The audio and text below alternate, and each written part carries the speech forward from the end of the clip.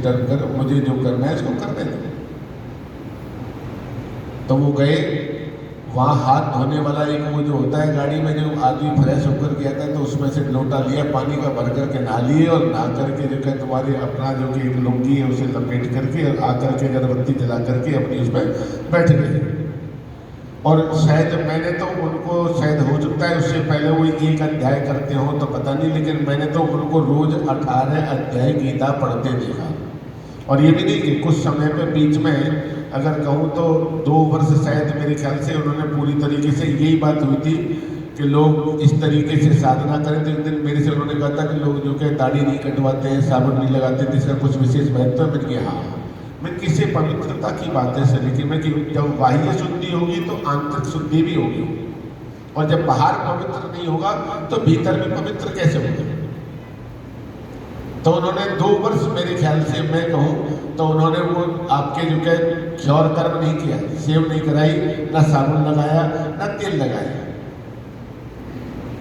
और नंगे पैर रहे 2 वर्ष, चप्पल जूता भी नहीं पहने।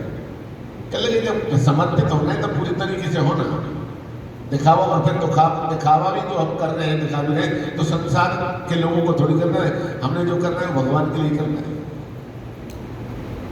तो वहाँ पे नहा करके गीता जी का पाठ किया, और गीता जी का पाठ करते हुए जो प्रसाद लेकर गए थे यहाँ से आप अपने साथ में, वो पहलगाम में जाकर के पूर्ण हो गया।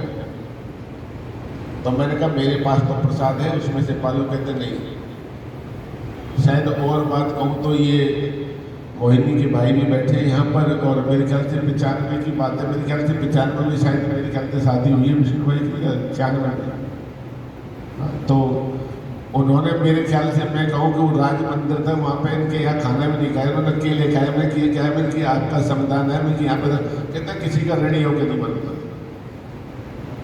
कहता मैं किसी का ऋणी होकर के नहीं बनना चाहता। कि भगवान के साथ उनकी एक बात थी, वो कहते कि भगवान के सामने मैं मुस्कुरा करके हंस करके कह तो सकूँ कि मेरे जीवन में, मेरे दामन में कोई किसी का दाग नहीं है, कि मैं आपके बिल्कुल निष्पक्ष और निष्कलंक और निष्कपट